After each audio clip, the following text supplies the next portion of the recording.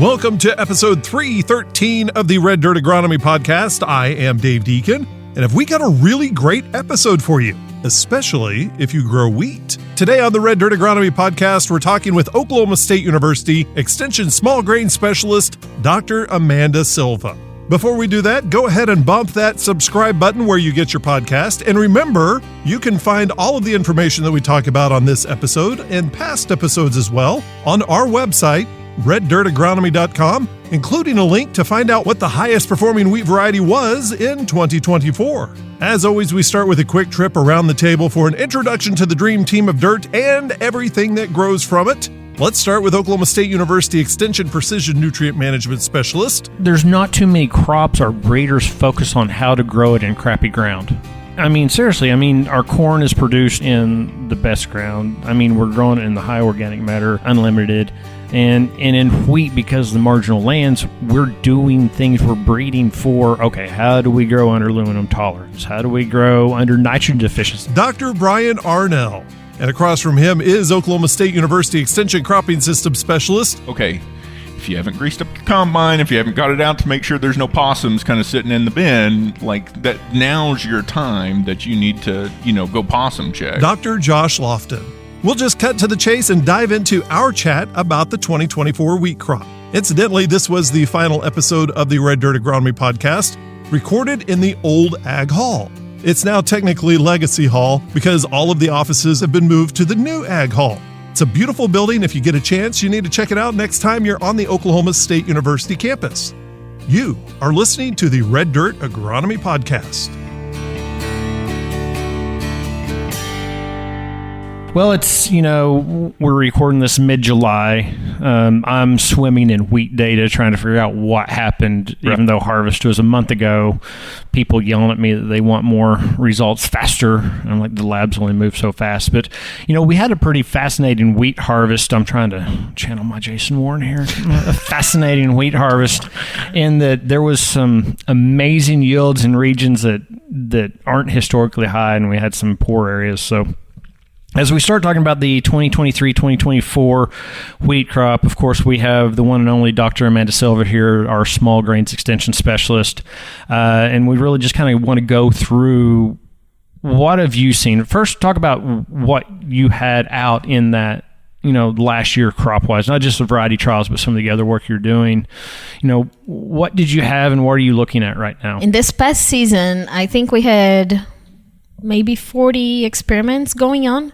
So that includes the variety trials, testing, intensive management, standard management, grain only, dual purpose. And then on the research plot is where we are focusing a lot on trying to understand the physiology of wheat under late planting conditions, and also on best management practices for late planting conditions. So we are looking at trials where we have on-farm studies, one at Apache, one at Kildare, looking at planting date, different varieties with not only different, but differing in maturity, in seeding rate also. So another studies that we are also looking at nutrient, especially nitrogen, uptake in wheat, really trying to understand the dynamics of high and low protein genotypes. So one we are wrapping up now with Brian for one of my master's students who's just defended last week. So really trying to understand how plants with high and low protein use nitrogen. And that study actually is starting, kind of opening a can of worms on the research that we are doing. So we are like taking different approaches to really try to understand that.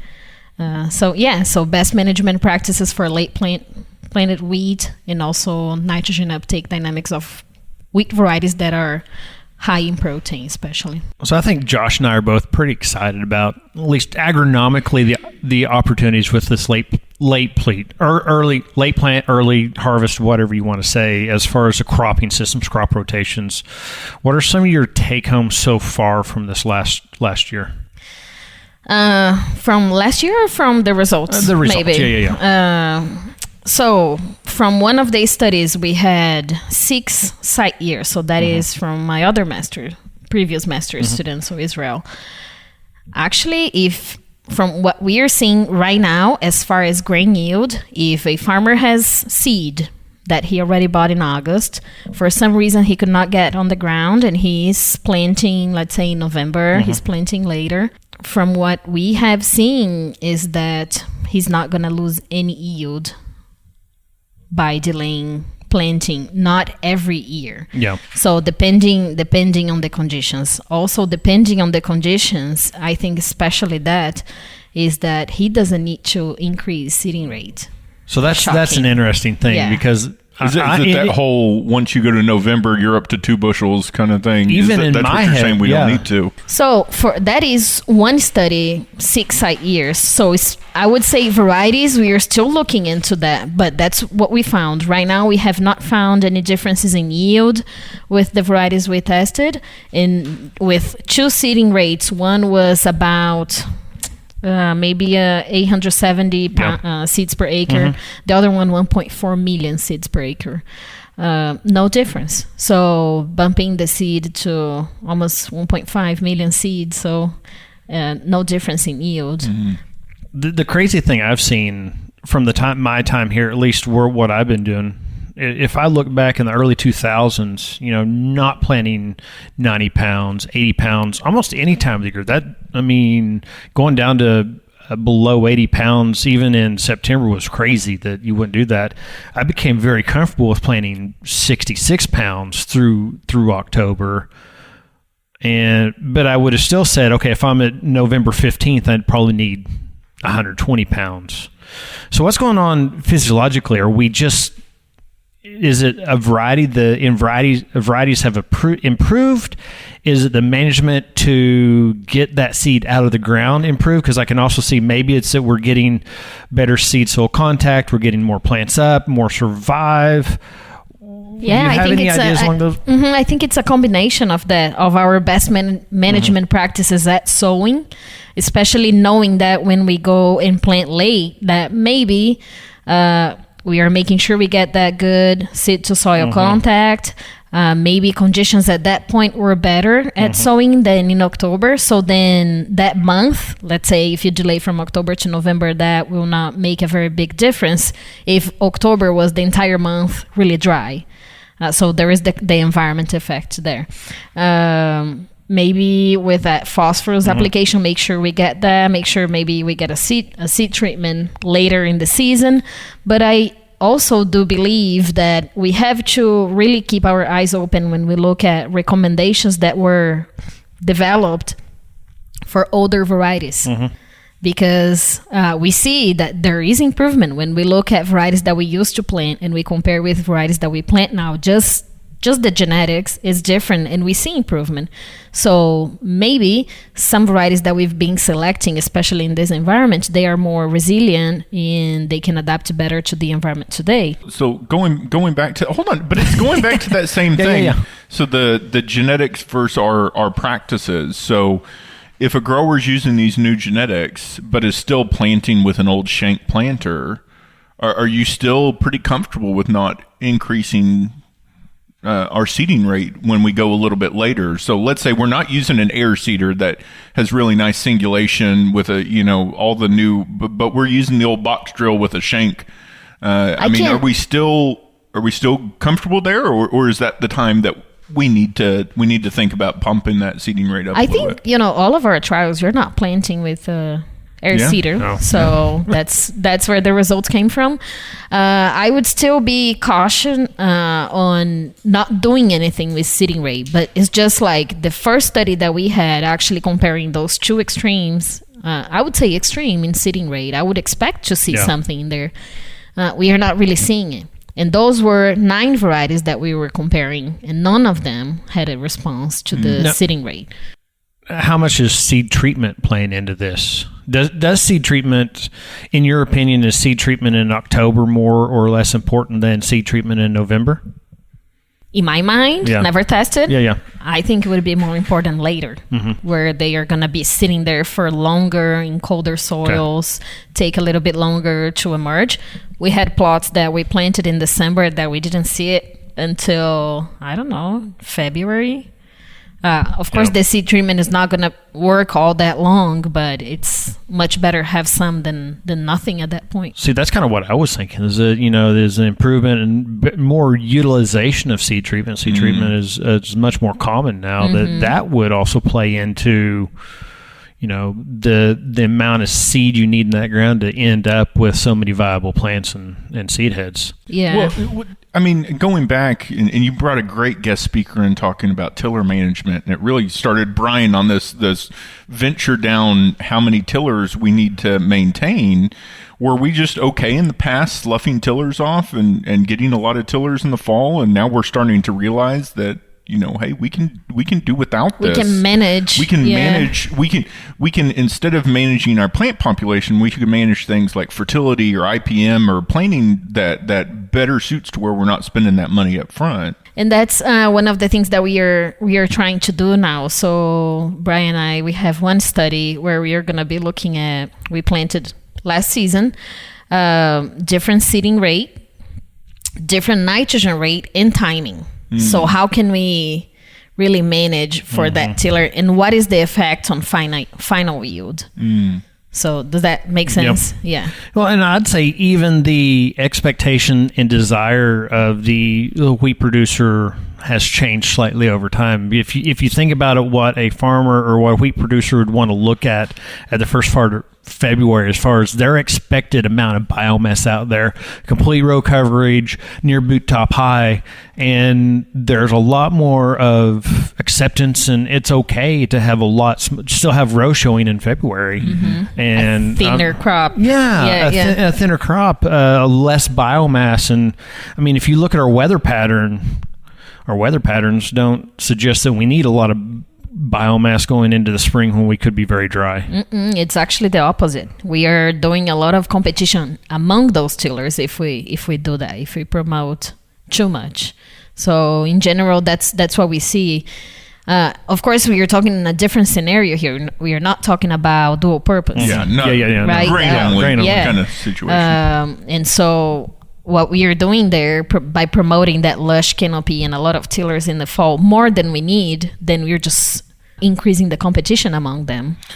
So I guess I come to the question because, that all makes sense. We don't want to utilize resources kind of in the fall. I think you had a graduate student that I asked him during the thing is almost that early fall growth, almost wasted growth, because you aren't carrying those resources over as efficiently as then if you have that kind of growth in February. I mean, somebody that's been here for a while, has our Februaries and March changed? Or again, is this just a different way of thinking on what we're kind of going about? I don't know if our February's and March change. We've gone through cycles. So what I would say is we go through these 4 to 6 year time frames. Dave, I'm looking at Dave too, because we pocket in where we'll have 4 or 5 years where February is just beautiful.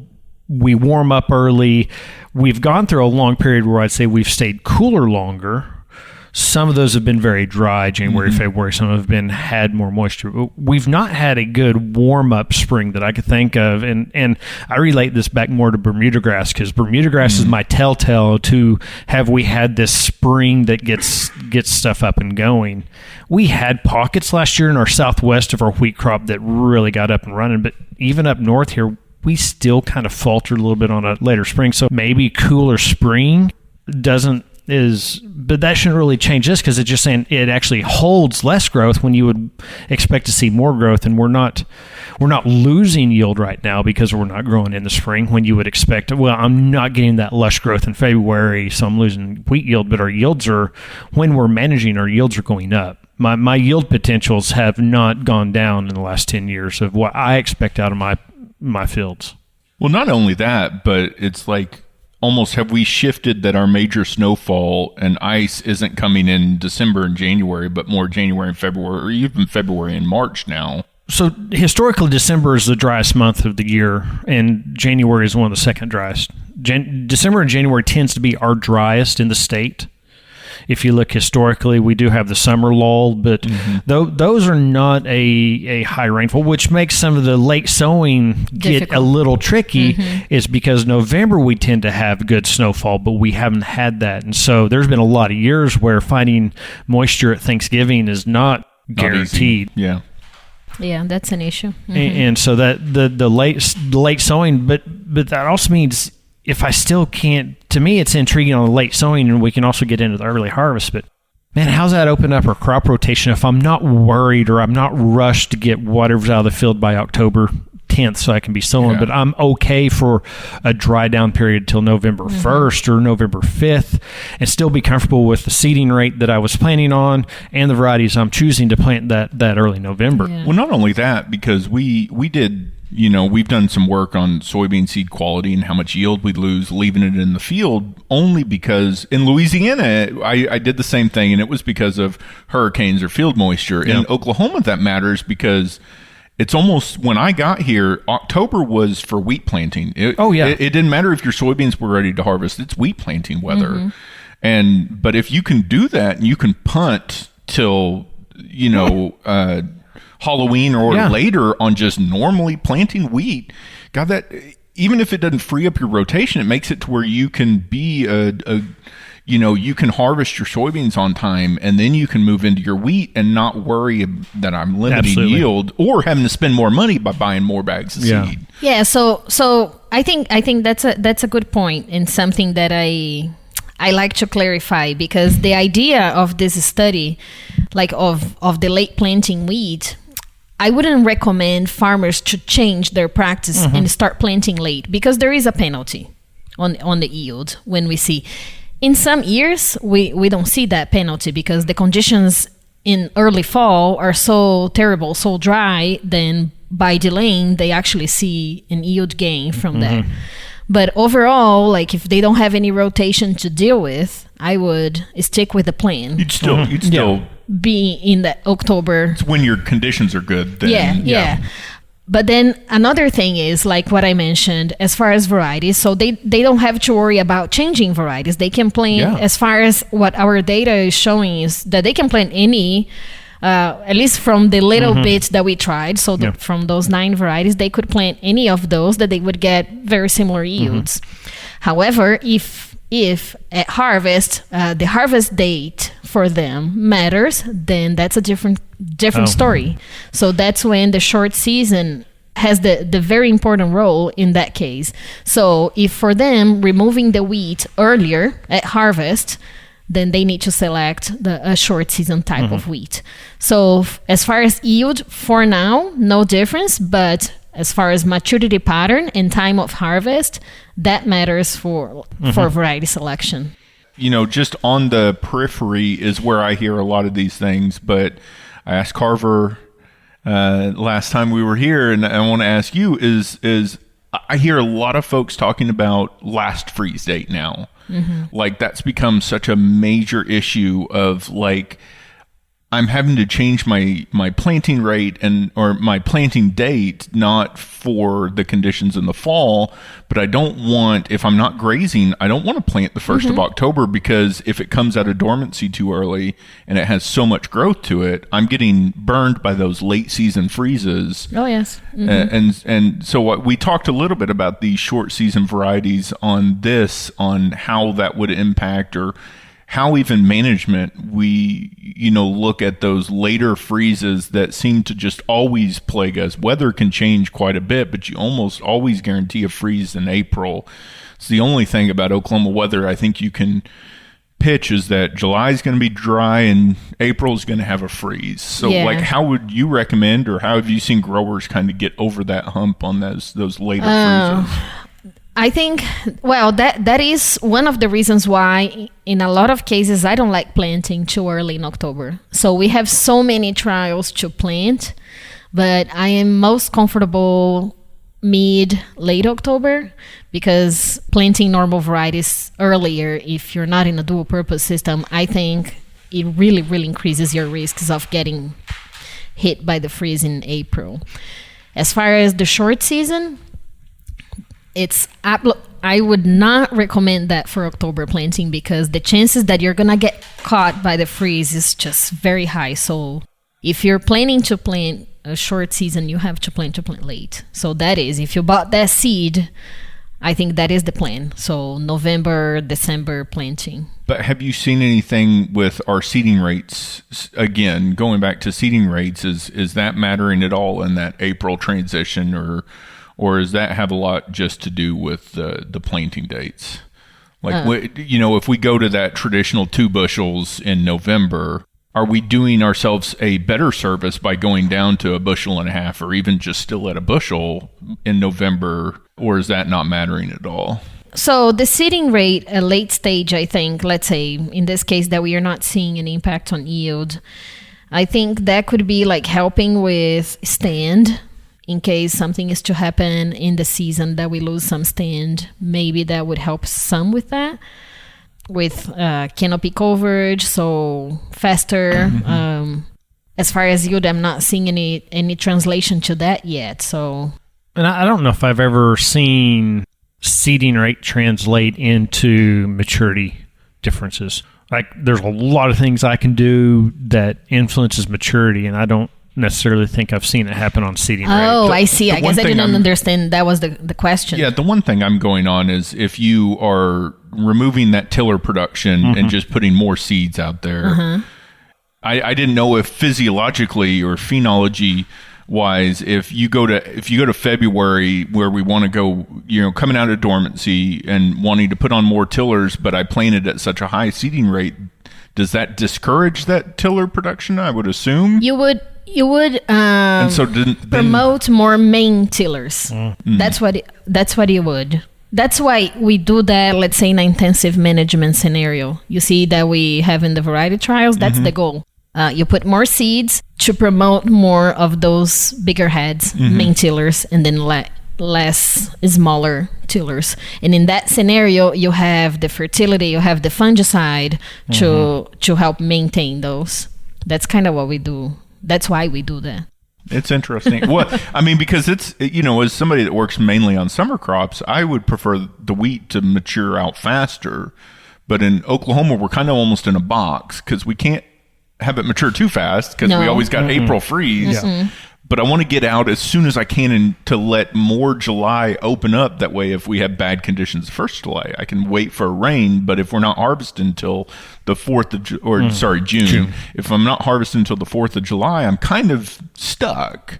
And so it is one of those things, as a person that is working on the cropping systems in the summer part of this, it's like anything I can do we want to make sure that it doesn't die in April, but as soon as May 4th hits, I'd love it to be out the ground. So I'd have all this time to use environmental conditions to my favor. Yeah, and that's why I guess if you ask Carver, he'll tell you it's so tricky breeding for it.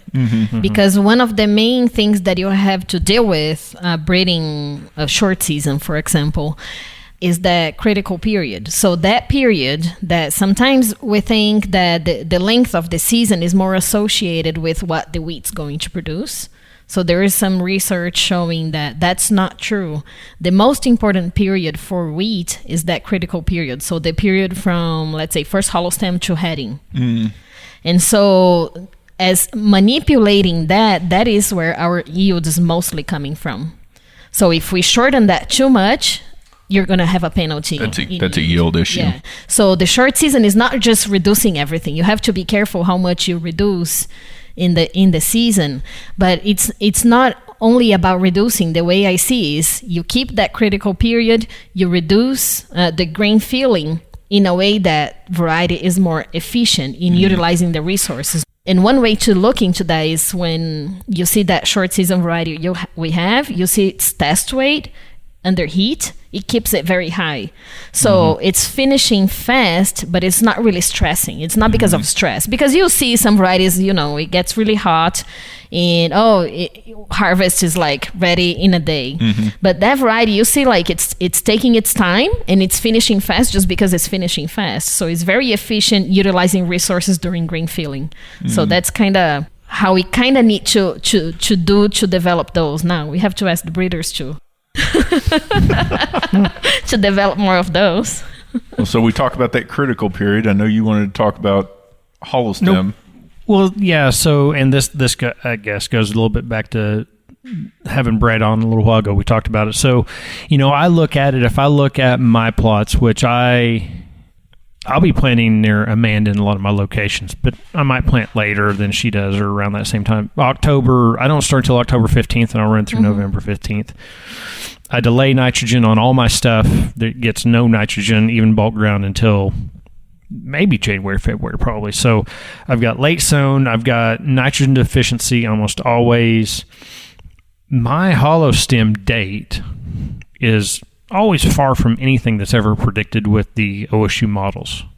From Mesonet or from the Mesonet? Yeah, the Mesonet hollow stem. Mesonet. Yeah, and all that stuff. And I take it to management. So Brett was talking about he feels like we're seeing maybe some missed opportunity on some of the ways that we're looking at hollow stem.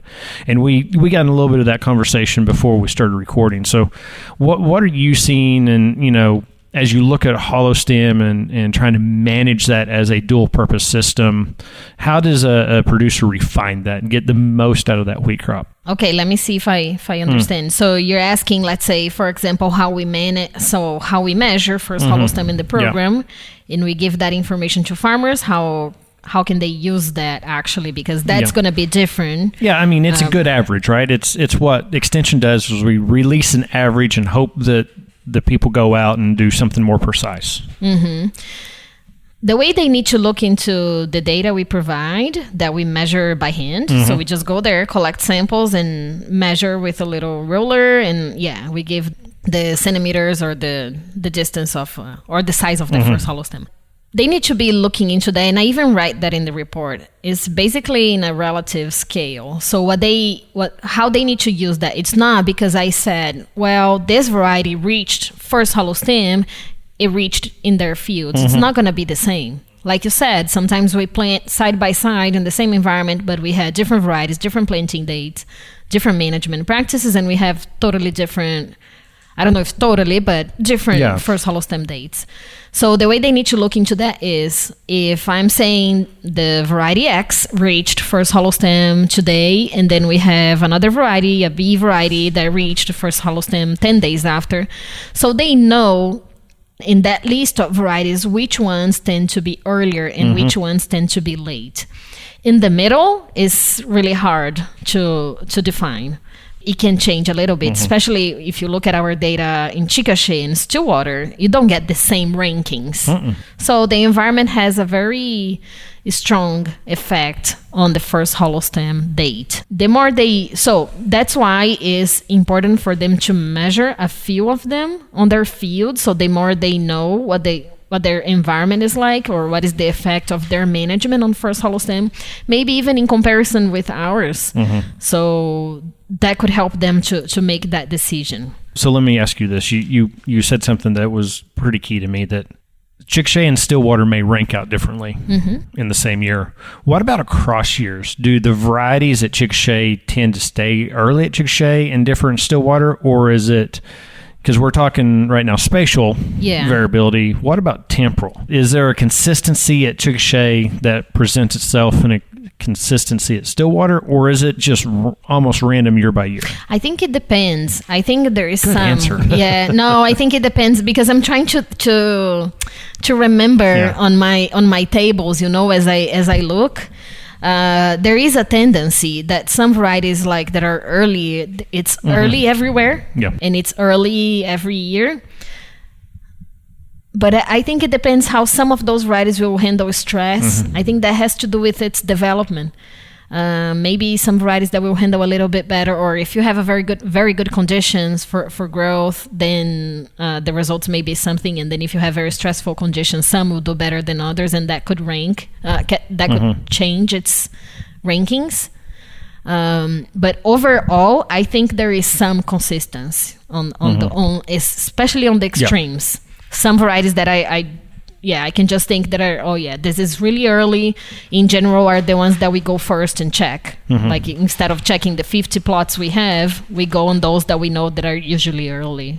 I think this is a really good point, because we have 3 state specialists in the room right now, is to recognize that what we put out at OSU is averages. We're sharing trends, we're sharing things like that, with the understanding some people will take that and just run with it, but with the hopes that that trend of maturity, hollow stem, triggers the farmers and producers to go to each field and scout. So there's nothing more valuable than time in the field, looking at your own field that is managed in your own way with your own cattle or genetics and farming practices, and that importance of in situ or by site data to make the decisions. And we're just providing kind of axillary or around the general terms. Exactly. Very good put. And and there's some questions about me testing our first hollow stem. So usually we test in non-grazed plots. So you drive by our demos here, it's especially last year, that very big lush canopy, so way well developed crop ahead of everything else. So people that are grazing, the wheat's much growing much slower than ours, and we kind of do that on purpose, especially because we want it to be an alert tool for farmers. So this is where we are. This is what the wheat's doing, and so you have some time to make the decision to go and check it out. There is also this thought, but we haven't tested exactly, but maybe a theory, and even Dr. Carver can comment on that because it is one of his theories, that when we graze, we may compress the difference between varieties. And that is true. We could be doing that. But like I said, I want farmers to use this data in a relative scale, and whatever is early, it should be one of the first for them to monitor in their fields, and then whatever is later, so maybe they have even a little more time to remove the cattle. But checking their own fields is the best they can do. If you were to, as a person that doesn't check hollow stem a lot, as an ever, how much difference do you typically would expect between let's just say a moderate grazed versus a non-grazed? Like, are we talking about 2 weeks difference in reaching first hollow stem? I guess it could be 2 weeks. I'd say a solid 10 days. Yeah. I can create 10 days of difference with fertility. Because based on my understanding, when, Jeff Edwards used to talk about it, and we, go to Lahoma Field Day, and we talk about it all the time, it wasn't, it's time to pull off your cattle. It was, it's time to start making that plan. Yeah. To check, yes. Well, not even to check. You need to make sure you know where your cattle are going. You need to make sure your trailers are ready to go, It's kind of like when we do harvest at the end of the season. It's once we reach black layer, it isn't let's start. We're in the field. It's okay. If you haven't greased up your combine, if you haven't got it out to make sure there's no possums kind of sitting in the bin, like that, now's your time that you need to go possum check. So, you're on fire. You're turning into like David Payne during severe weather coverage. I mean, get your granny out of the home or something. But now you're checking possums and combines. Get granny out of bingo. Yeah, that's what it was. Out of bingo. Yeah. But yeah, so it's just always a guide. It's even the mesonet. It's not a. It's that, hey, yeah, we have had the conditions that this is going to be early. So you normally don't check until January 30. January 15, you might want to start checking. For sure, yeah. And we've seen, like, when you look at the mesonet, especially on dry years, you can see the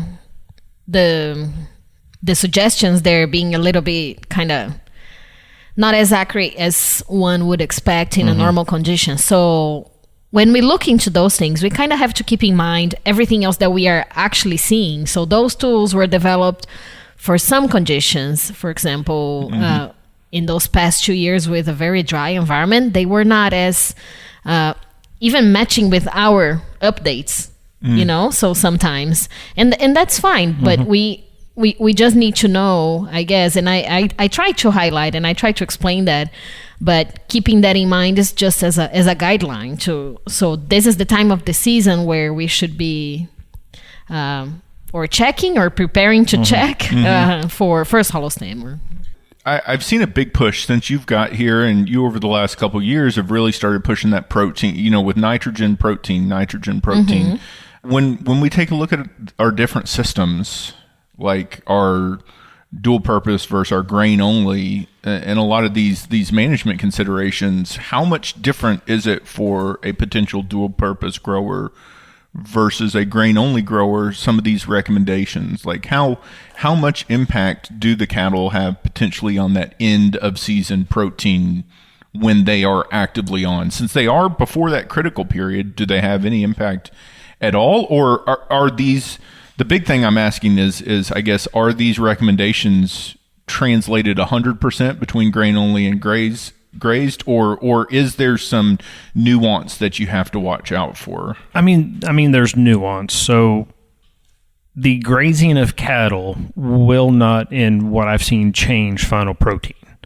The management of the system, because you have cattle, has more of an impact. And so, as you mentioned, I've been big on the protein. For me, it's not necessarily about getting the protein. It's not about a protein premium.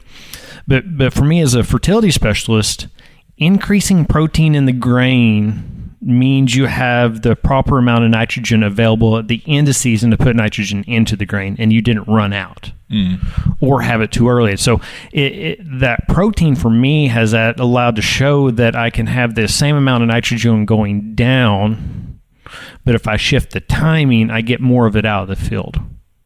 And it's that movement. So I've used protein more as a guide on nutrient management strategies. But the cattle side, dual purpose, you just got to make sure you got your forage production nitrogen down.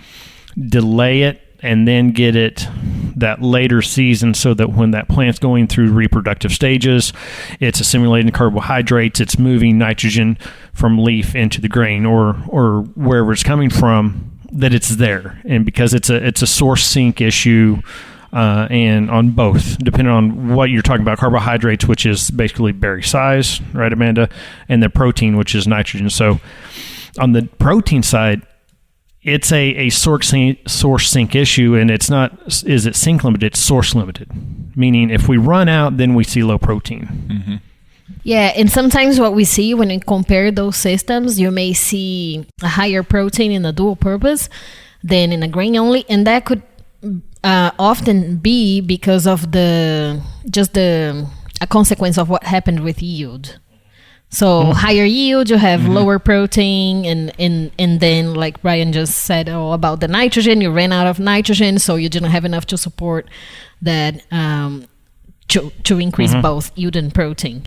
And so basically when you see a reduction or when you see an increase in protein sometimes in dual purpose, it could be because that variety also had lower yield. I want to go back to kind of what you were talking with Carver before last time that you guys never got to.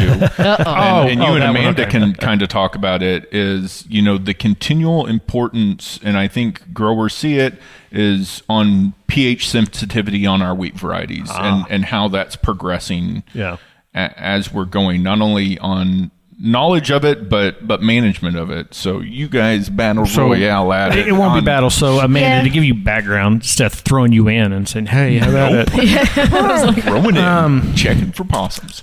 So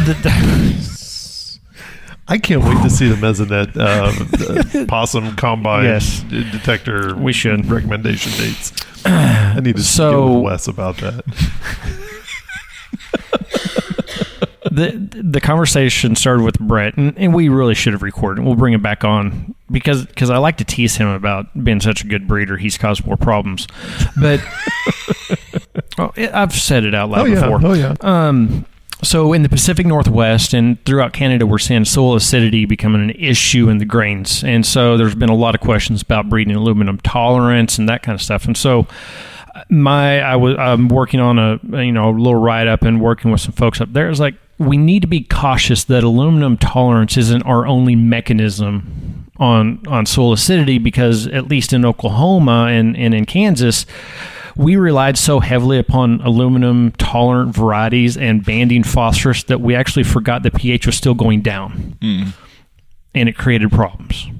And he agreed with me is that, it sometimes our short-term solutions, our Band-Aids, which is aluminum tolerance, which is banding phosphorus, become a solution, especially in the lower value or the areas of land that have lower margins. So if I'm leasing a ground, why would I lime? So then I use aluminum tolerant, and that ground keeps getting leased. Now, we started with the problem pH of 5.4, and then you send it to OSU, and it's 3.7. Wow. And it's common. I've seen a lot of high threes, and it's because of this. So I guess it goes back to, I don't know what the question was, Josh, or how we got in the conversation, but is it that we should be breeding for these things? Was that the question we got into? Or what did you want to hear me and Amanda go after? Well, I mean, just I always think that the interesting back and forth on aluminum versus pH is really interesting. And going back to one of your former graduate students that looked at the genetic component of aluminum tolerance and that. So, Marburgers. Yeah. Okay. Yeah. Wheat specialist. You're all the same. Yeah. You're all the same. You're all the same. You look identical too. Right? You and Dave Marburger. Spitting image. It's just that so much work kind of has seemingly been placed on that. It's just an interesting to get perspective on that genetic component that you don't hear a lot. I mean, you go to soybean, especially around here, you talk about includer and excluder soybeans, but I don't know if we talk as much about soil pH on those. So I just kind of wanted you to bring what you were talking about before to light. Well, there's not too many crops our breeders focus on how to grow it in crappy ground. Yeah. I mean, seriously, our corn is produced in the best ground. I mean, we're growing it in the high organic matter, unlimited. And in wheat, because of the marginal lands, we're doing things, we're breeding for, okay, how do we grow under aluminum tolerance? How do we grow under nitrogen deficiency? I mean, the NUE wheats that we look at wasn't because we wanted higher efficiency, it's because we assumed we've got some lands that could be fertilized better, but they're not being. I mean, how many irrigated corn farmers can you go to and say you're not putting enough nitrogen down? Not many. But we can go to a couple wheat fields, and it doesn't take us long to go find cowpox to find out that there's probably a nitrogen deficiency out there. And so that's an interesting thing about wheat is that we have bred for the bad. And I think in some cases it's allowed us to get worse on our land. So now we start talking about we have increased aluminum, we have continuously decreasing pH. We have, with a decrease in pH, we have limited availability of nutrients. We have rooting issues. We have a change in the microfauna of the soil when you're changing from a neutral to an acidic soil.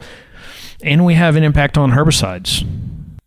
Well, and I think it's interesting that even from a scientist basis, like you go to our national meeting and you go in and talk about or listen to people from all over the world. It's not a U.S. issue. It's not a Great Plains issue. It's a worldwide. There's a leaning into that wheat that we're okay to go on worse ground. And so we lean into that a little bit. And it's kind of an interesting concept of we kind of almost have taken advantage of it being such a tough crop. And we need to maybe get out of that advantage to where we're treating it more like a little princess, even though it doesn't need to, but we need to treat it like it's a corn crop grown in, well, maybe not grown in the Midwest because then you just throw seed out and then but you need to treat it like a crop that needs those inputs, and we'll really see the advantage of that in the long term. And I think you see a lot of that. It even translates to the other crops because where we've seen where we have to just struggle through residue at planting always seem to be our best crops on our summer crops too, where it's just been able to produce so much biomass is just been a better crop as well. So like you treat your wheat better, your soybean or your sorghum or your corn on the back end does better as well. Just thinking on what you're saying, Brian, very, very interesting. Basically saying that we overused the technology and now we are kind of seeing problems like the resistance to acid soils. Yeah. I mean, I could see it as being very similar to glyphosate resistant. Yeah. And, but in those cases, like sometimes I always like to think and I think we talked about this in Abiola's defense. Mm-hmm. When breeders select for, let's say, he was focusing on selecting for aluminum tolerance, what else did he do indirectly and unintentionally that maybe selected for other traits in that variety made it not only aluminum tolerance, but is it better in tolerance to other stresses as well? So like in the NUE study that they're doing down at Tipton, that they have a very low, medium, and a high nitrogen. So when he's selecting for his experimental lines in very low nitrogen, he's selecting for yield visually. He's selecting, or visually, no, with data, visually selecting for other traits. But there are some traits that you can really see, for example, the below ground, the roots. Unintentionally, maybe selecting for varieties that are better in using nitrogen in those conditions. So I don't know, when you're talking about the aluminum tolerance, I was just thinking about that. What else maybe? We did it before either of you showed up here, working with Chad Penn, who was a soil chemist long ago. We were looking at genetic or genotypes, aluminum tolerant genotypes and non-aluminum tolerant, and their phosphorus use efficiencies. And while not all aluminum tolerant varieties were high in phosphorus use, all high phosphorus use were aluminum tolerant. Interesting. And so looking at that, and even in non-pH limiting environments, some were just better at accessing phosphorus in low phosphorus environments. So yeah, that off of what are we getting when we do things. I was not saying we shouldn't be breeding for aluminum tolerance. But just we just have to be careful how we use it, not neglecting actually managing for it. I really think it should be considered much more like a trait, such as Roundup Ready, and that we still have to find a way to lime. We still have to treat that soil and bring that pH up to more neutral, understanding that the process in some ground is less than economically viable. But we've also done the economics to show that banding phosphorus is more expensive than liming with current fertilizer prices. So I have a question, and I've asked every wheat specialist, and I get the same answer every time. This goes back all the way to Jeff Edwards. Every year I ask, what was the standout wheat crop of the state? And it's always, it always comes back to the standard extension answer, well, it depends. So I'll just ask you, knowing that I'm probably going to get that answer, but I'm just going to go ahead and ask anyway. What was the standout wheat variety across the state of Oklahoma in 2024? Oh, you're going to put me on the spot.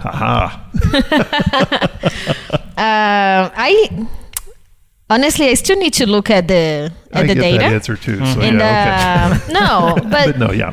But there is one variety. I don't even need to say. People will see it. Right. On the data, there is one variety that is very consistent across different sites. I'm not gonna say it.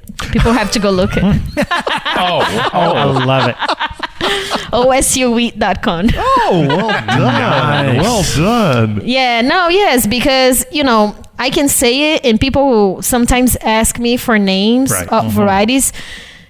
Some, some varieties that will do better in some cases will not do as well in other situations. Right. So that's why I don't like to recommend names. Right. So they need to look at this data to make their own decision. And I'm really happy to provide this data, to do all this work and provide this data. But I don't like to recommend names, but I do like to recommend websites. So they can come and look at the data. And yes, there is one that they will see. It was consistently a very good yielding variety in different environments. Well, and one thing Brett talked about was the fact that this year for him was the golden year for him for different areas that he's working into. Did you see that kind of for wheat varieties as a whole across the state? Yes, like especially for disease. Yeah. So of course managing for it is not good, right? We have to spend money either with fungicide, or we should have paid attention on our variety selection early in the season. Right. But it's good for us as scientists to gather data. Yeah. And so that's why for bread is really important for developing varieties that are resistant. And I was just looking at the data earlier for comparing our intensive and standard management, and we had like some varieties that gained, I think was almost 40 bushels. And I will say it's with the fungicide of that intensive management system is due to the fungicide. We collected a lot of disease ratings this year in our trials. Everywhere we saw, we had some disease pressure just to provide that information for farmers too. But the fungicide this year was really had a really big effect. In our taps, Amanda, you'll get the data later, are with and without fungicide. It's about a 10 to 12 bushel on a 60 bushel crop on the top end. We'll bring Amanda back on when we get all the data in. That's going to be a fun conversation and maybe one of the competitors. But and we'll present that at the Oklahoma Wheat Growers. So the results and the winners and all that. So they don't have to go to the website. They get to actually see it on the screen. They can come and join us. Yeah, come and join us. August 13th. Or listen to us here. There you go. Okay, well, thank you so much, Dr. Amanda Silva, for going on with us. And it's always a pleasure to have you on. And I now know what I'm going to be. Well, I have to go to the website to go get that information and then link it to our website, reddirtagronomy.com. See what I did there? Anyway, but seriously, thank you so much for coming in and talking with us. Thank you for having me. Thank you for listening in on this conversation of the Red Dirt Agronomy podcast. And if you'd like to join the next discussion, send us an email, podcast@reddirtagronomy.com. or send us a tweet. Our handle is reddirtag. We would like to thank Dr. Amanda Silva for joining us on this podcast. And if you get a chance, head over to our website, reddirtagronomy.com, to find out more information about our guests and any of the resources that we talked about on today's podcast. For Dr. Josh Lofton and Dr. Brian Arnall, I am Dave Deacon, and we all want to thank you for listening. The proceeding is a copyrighted recording of Agnow Media, LLC, 2024. And yes, all rights are reserved.